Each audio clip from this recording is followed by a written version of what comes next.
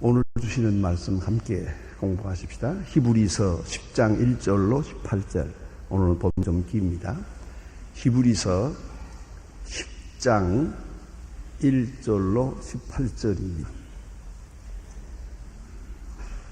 히브리서 10장 1절로 18절까지 찾으신 대로 저와 같이 한 목소리로 봉독하시겠습니다.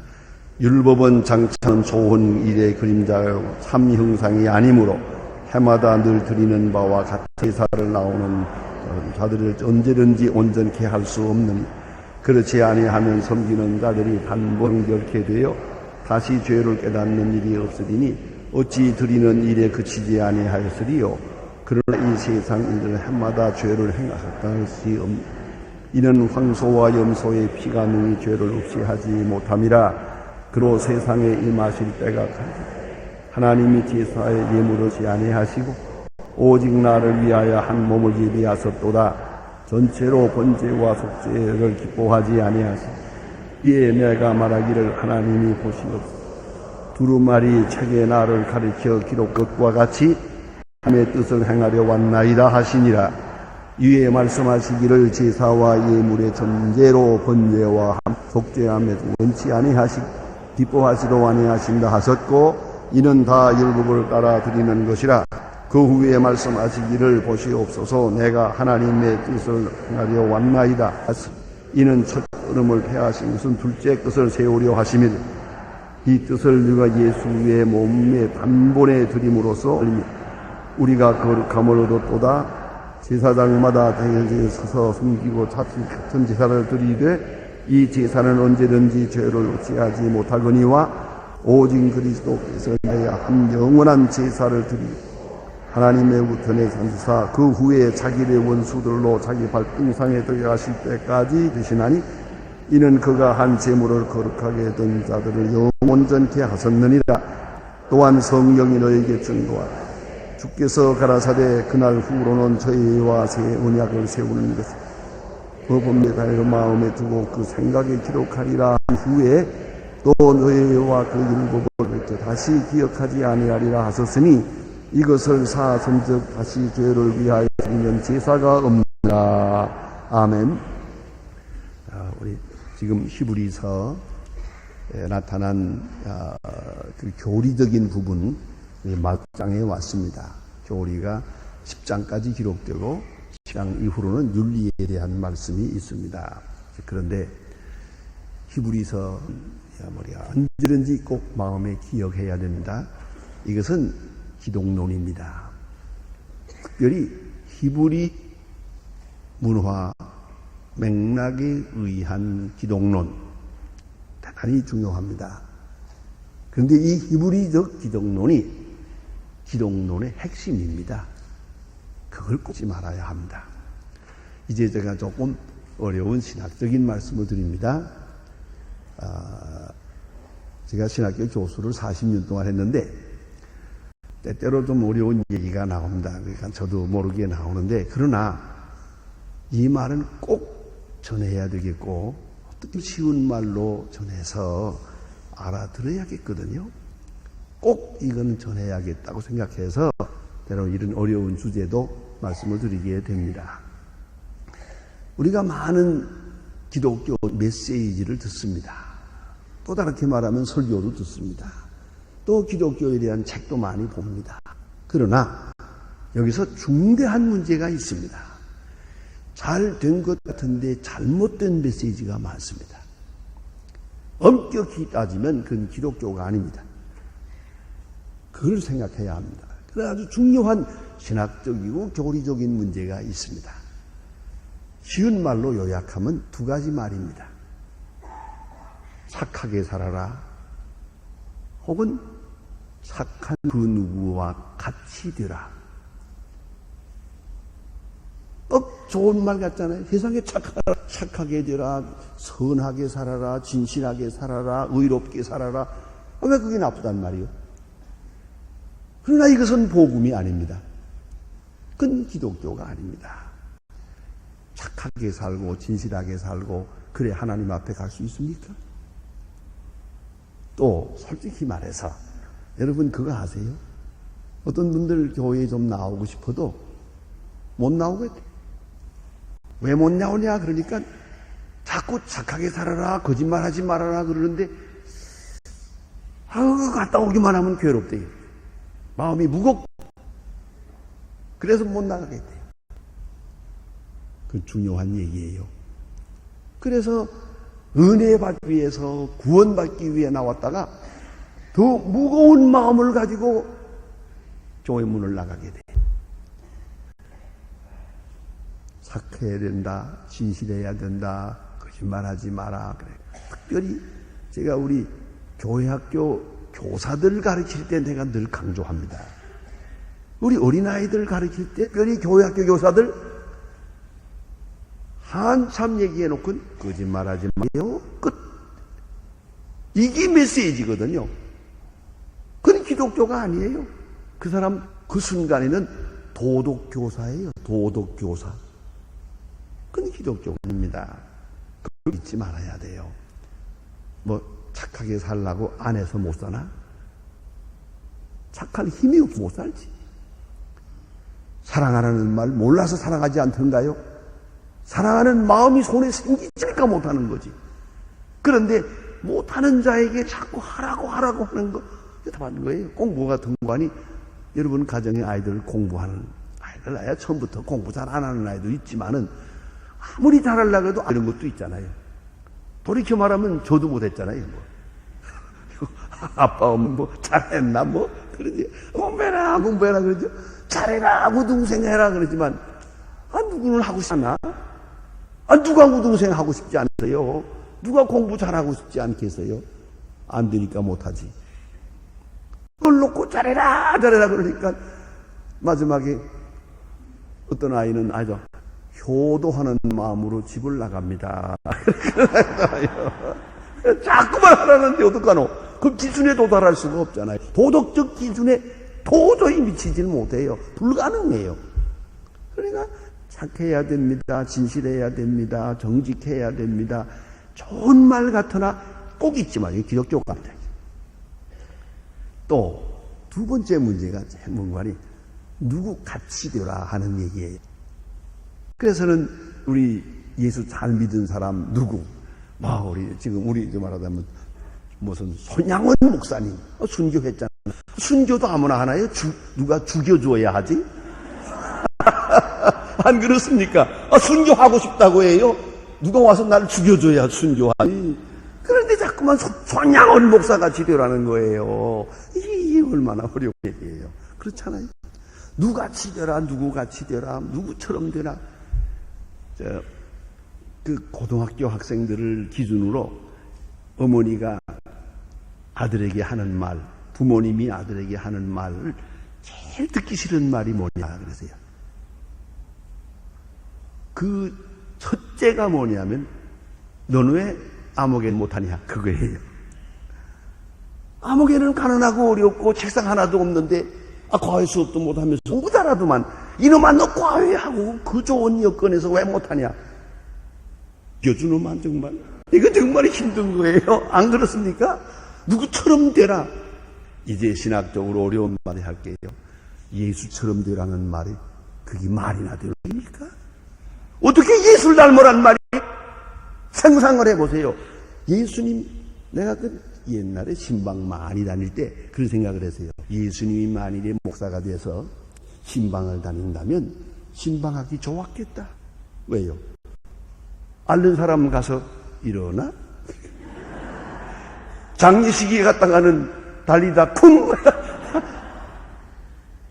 무덤에까지 가서 살려가지고 내려오는데 그런 신방 누가 못하겠어요? 얼마나 신바람이 나겠어요? 그런데 내가 목사로서 옛날에 신방 많이 하면서 나는 이 뭐야 말만 하고 있잖아. 위로받으세요. 그런 얘기나 하고 왔는데 이게 무슨 맥 빠지는 게 아니에요, 정말? 자, 예수님처럼 사랑하라고요? 예수님은 능력이 있잖아요. 또 그 권능을 체험하고 있잖아요. 그러고 무슨 사랑을 못해요? 그런데 우리는 아무것도 없잖아요. 그러니까 예수처럼 한다는 말도 참 어떻게 쉽게 들으면 좋은 것 같은데요. 냉정하게 살펴보세요. 그처럼 말하는 말이 어디 있어요? 예수님처럼. 참 이게 참 엄청나게 어려운 말이거든요. 그리고 성경에 나타난 다윗이니 모세니 줄줄이 이름을 대가면서 아무개처럼 아브라함처럼 하면 아브라함 마누라가 몇인데요? 그런 소리 하면 되겠어요, 그게? 그 누더름이라는 말이 또 그게 맹랑한 소리거든요. 보면요. 자, 이제 머리가 확 돌아갔죠? 이게 어려운 거예요. 이게 신학이라는 겁니다. 그러면, 자, 선하게 되세요? 아니요. 누구처럼? 아니요. 그러면, 진정한 복음은 어디 있느냐? 예수께서 우리를 위하여 십자가에 돌아가셨어요. 하나님이 세상을 이처럼 사랑하셨어요. 아직도 하나님은 당신을 사랑하고 계십니다. 죄를 지어도 사랑합니다. 교회 안 나와도 사랑합니다. 당신의 삶을 절대로 놓지 않습니다. 반드시 나오게 만들 겁니다. 숨 넘어가기 전이라도 회개하게 만들 겁니다. 세례받은 당신을 하나님은 하나님의 자녀로 삼으시고 끝까지 사랑하십니다. 우리 교회는 도대체 아멘 할 줄을 몰라. 이게 아멘 하는 게 요게 대목을 몰라 도대체가요. 그런데 그게 바로 복음이라는 거예요. 이것만이 복음이에요.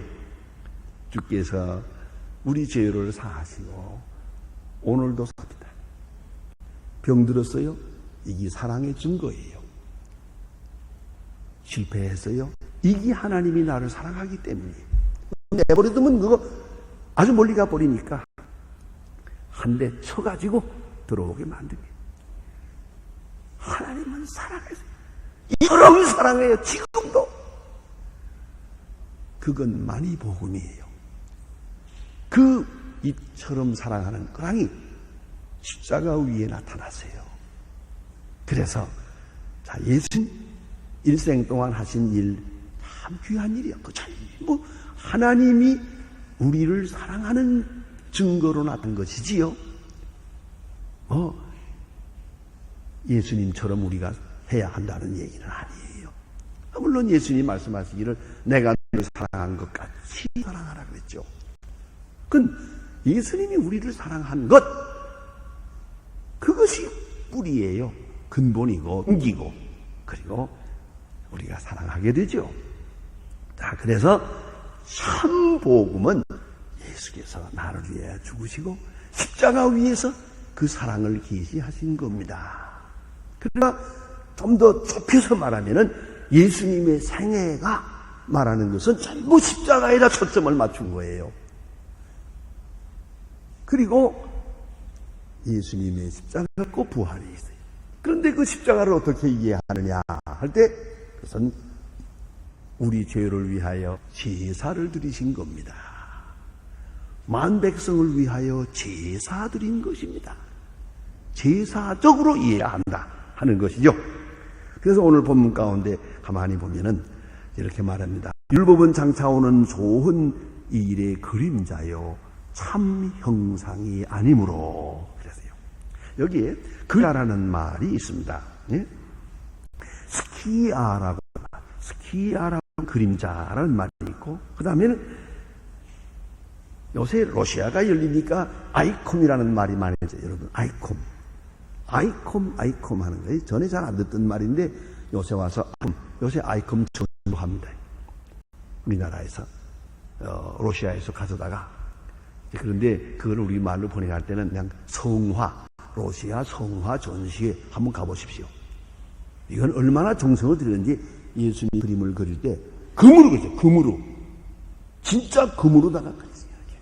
그 그림 아이콤을 보게 이름은 아이콤이에요.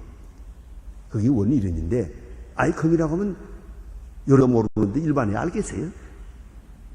그러니까 그만 그림이라고 그랬는데 그림이라니 러시아 사람들이 들고 깜짝 놀라요. 그림이라니 무슨 소리냐고.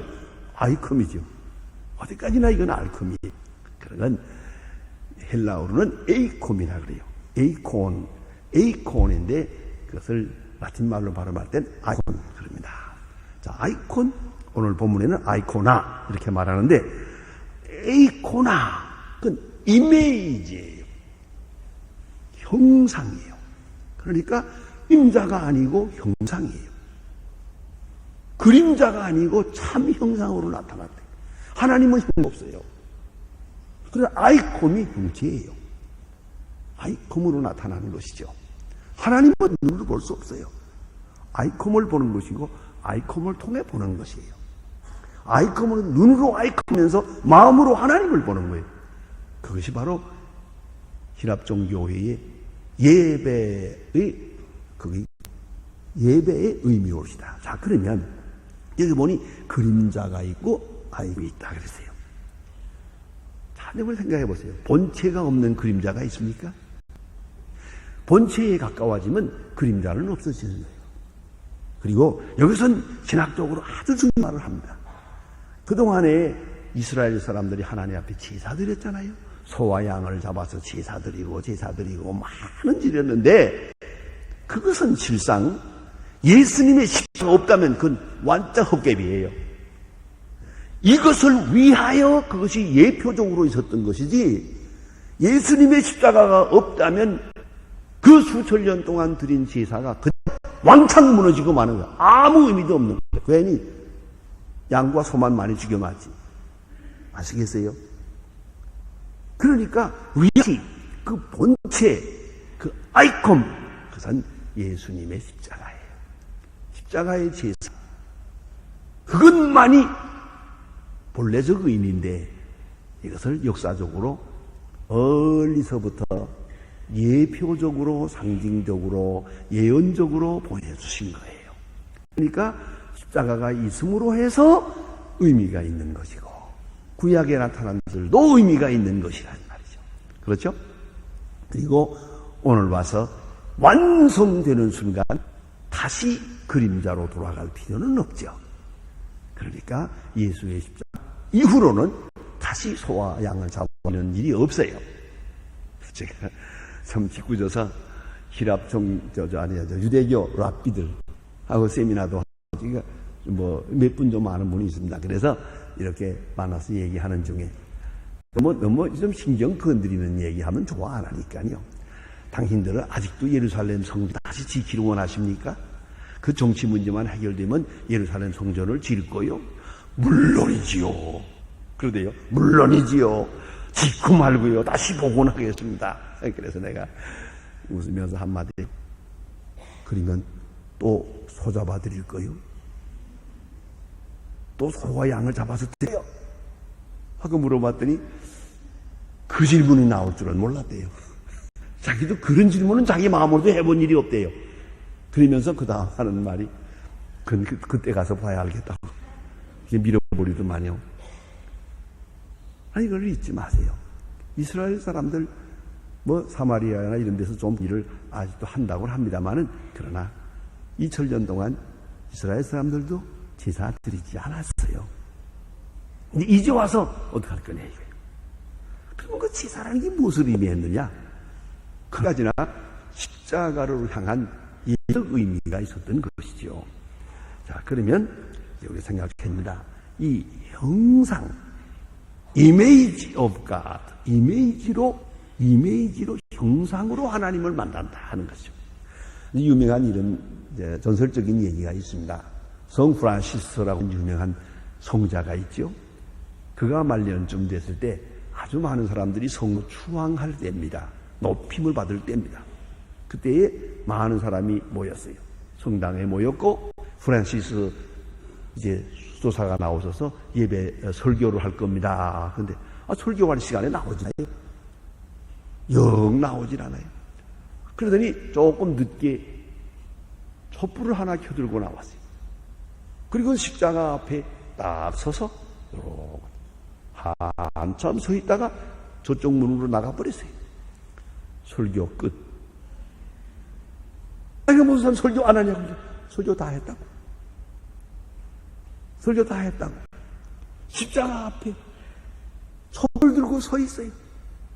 그 속에서 무궁무진한 이야기를 들은 거예요. 당신들도 들으세요. 이게 바로 아이콤을 통한, 이미지를 통한 예배예요. 흔히 말하기를 포스트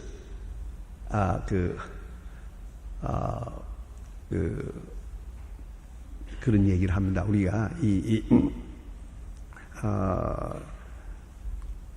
요새 와서 우리 이제 사람들이 이 과학적인 세계가, 우리가 지금 다른 세계를 보고 있거든요. 20세기를 지향하면서 아주 완전히 다른 세계를 지금 보고 있어요, 우리가 지금. 네? 그러니까 오늘 와서 우리는 많은 말을 필요로 하진 않아요. 우린 전에는 말을 많이 해야만 되는 줄 알았어요. 그래서 우리는 말을 통해서 이치에 맞도록 논리를 통해서 이해하기보다, 그래서 논리를 통해서 이해하기보다 감성으로 이해해요. 그래서 유명한 말을 하지 않습니까? 그래서 데카르트가 말하기를 I think that I am, 내가 생각함으로 내가 있다. 그렇지, 그렇게 말한다. 내가 생각함으로 내가 있다. 이성이 살아있어서 인간이라는 뜻이죠. 요새 젊은이들은 말합니다. 내가 느낌으로 내가 있다. 감성 위주예요. 그래서 포스트 모더니즘이라고 합니다. 포스트 모더니즘. 오히려 성경이 그것을 말했어요. 그렇게 많은 논리적 이론이 필요한 게 아니에요. 하나님과 나와의 종말론적인, 직선적으로 만나는 충격, 그 속에서 이해가 이루어지고 말씀의 역사가 이루어지는 거예요. 십자가 사건은 바로 그걸 말하는 거예요. 그 속에서 무궁무진한 말씀을 내게 주고 계세요. 물론 우리가 말로 설명하기도 하지만 이걸 우리가 알아야 됩니다. 그림자가 있지만은 본체 앞에는 그림자는 사요. 그러면 완전한 제사의식, 이게 앞에 있는데 지금까지 내려왔던 모든 제사의식은 불완전한 것이었다. 왜? 형식화되니까. 또는 의식되어버리니까. 의식만 남고 내용이 없어요. 어떤 때는 조금 지나치면 공로화돼 버려. 내가 이게 제사를 많이 드렸으니까 하나님이 들어주실 거다. 남들은 비둘기 하나 가지고 왔는데 나는 소 한 마리 였으니까 하나님이 들어줬을 거다. 안 그래요? 그러나 이상하게도 하나님께서는 가난한 자는 조그만 거, 큰 사람은 큰 거. 그래 됐지. 소를 하나님이 죄를 많이 용서해 주시고 비둘기를 드리면 용서 안 하고 그런 거 아니거든요. 생명은 값이 같거든요. 그러나 사람들이 어떻게 그래요? 남들이 비둘기 드릴 때 한 사람은 소 한 마리 갖다가 바쳤어요. 그 기분이 어떻겠어요? 이만 하나님이 내 죄를 사할 거라고 생각했다고요. 그것도 1년에 몇 차례씩. 그래요. 메리트, 의식, 그것만 남고 내용은 자꾸 사라져버리세요. 그래서 이사야서 1장에 보면은 다시는 내 앞에 재물을 가져오지 마라! 그런 책망하는 말씀도 있어요. 마음은 멀고 형식만 남았기 때문이죠. 그러니 특별히 중요한 것은 이 제사 속에서 죄를 깨달아야 하는데 죄를 깨닫는 그 중요한 내용이 빠져나갔어요. 회개하는 마음이 없어요. 제사로 대치 행위를 하고 있었어요. 그렇기 때문에 이것은 완전 제사가 못 됩니다 하는 것이고요. 그 예수의 제사는 어떻게 완전하냐? 이제는 예수님 자신이 제사장이에요. 그 제사장은 모든 사람에게 신임을 받는 분이에요. 그는 죄를 짓지 않으셨어요. 우리와 같은 경험을 하셨어요. 우리를 사랑하셨어요. 우리를 동정하셨어요. 그런 거로 우리와 가까이 있어요. 정말로 가까운 친근한 우리의 신임을 받는 제사장이에요. 아시겠어요? 그 완전한 제사장, 그는 절대로 죄가 없어요. 자, 그러면 완전한 제사장이 있어서 참제사요. 또 그 다음에는 땅에서 드리는 제사가 아니고 내용 중 하늘에서 드려지고 있는 제사예요. 땅에서 십자가 사건이 있지만은 제사는 하늘에서 이루어진 거예요. 그런 거로 완전한 제사요. 또 한 가지는 제물이 문제인데 소와 양과 그건 다 그림자요, 상징이고 진짜는 하나님 자신의 희생을 말하는 것이에요. 그런 거로 예수님께서는 자기 자신의 피를 가지고 나아갔느니라. 자신의 피를 제물로 가지고 가세요. 얼마나 중요합니다. 그런 거로 이것은 완전한 제사요, 죄를 없이 할 수 있는 제사예요. 뿐만 아니라 여기서는 사람들이 회개하고 믿음으로 앞에 나가게 되기 때문에 온전한 제사가 이루어지는 것이죠. 그래서 로마서에서 말합니다. End of the law. 율법의 끝이다. 율법의 완이다. 모든 제사와 모든 율법의 완성, 바로 예수 그리스도의 십자가 사건입니다. 그 제사가, 그 과가 완전한 것은 하나님이 이것을 받으시거든요. 하나님이 받으셔야 제사지. 하나님이 기뻐하시는 제사니까. 또 이것은 오랫동안 예언해 왔던 것이 여기서 성취된 것이에요. 또 세 번째는 모든 사람이 믿음으로, 회개와 믿음으로 그 은혜에 도달하게 되는 것이에요. 그래서 십자가에서 회개하면서 자기를 깨닫고 제가 주님됨을 깊이 깨닫고 또 나를 위하여 십자가에 돌아가신 은혜를 생각하며 하나님의 큰 사랑을 생각하고 그 사랑 안에 내는 것을 생각하고 믿음으로 항상 새로운 마음으로 받아들여요. 그래서 하나님의 자녀된 거룩한 신분을 지켜가게 되는 것이죠. 이것이 완전하다는 것을 이렇게 보여주고 있습니다. 하나님의 사랑의 온전한 계시요. 또 둘째는 그리스도께서 영광을 받으셨어요. 그리스도께서 부활하셔서 영광을 받으셨어요. 그건 뭘 의미합니까? 우리를 위하여 죽으신 자가 영광을 받았다는 것은 그 제사, 완벽하게 완전한 제사로 받으셨다는 뜻이에요. 그가 영광을 받으셨기 때문에 우리는 그 안에서 그리스도와 함께 깨끗한 영혼으로 하나님 앞에 나아갈 수 있게 되었어요. 아주 중요한 말입니다. 그래서 최종 승리가 거기에 있는 것입니다. 그래 오늘 본문 말씀 가운데 한 우편에 앉으사 그러세요. 우리를 위하여 죽으신 그리스도께서 하나님 우편에 앉으셨어요. 그건 제사가 완전한 제사임을 의미하는 것이에요. 그런 거로 다시 드릴 필요가 없어요. Once for all, 단번에 모든 사람을 위하여 제사를 드려 완성하셨습니다. 그래서 예레미야 31장 34절에 보면 내가 그들의 죄를 사하고 다시는 기억지 아니하리라. 이사야 1장 18절에 보면 너의 죄가 주홍 같을지라도 눈과 같이 희어질 것이요 진홍과 같을지라도 양털같이 되리라. 완전한 제사, 완성된 제사는 단 한 번 있는 것이에요. 그리하여 오늘도 좀 전에 부른 찬송과 같이 주님의 거룩한 영광 우리가 흡수되고 함께하게 된다는 것이옵시다. 이 가운데서 오늘을 살아가는 것입니다.